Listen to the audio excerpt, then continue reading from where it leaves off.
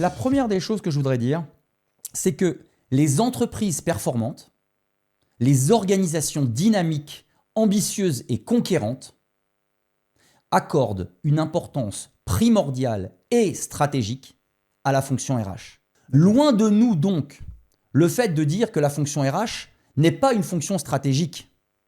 Elle l'est pour toute organisation qui a réussi.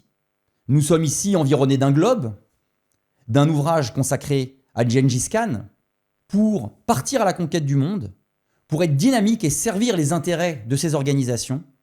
Il s'agit de mettre le management des équipes, le management des personnes et des métiers au centre de son projet. Bref, la fonction RH est une fonction stratégique par dessein.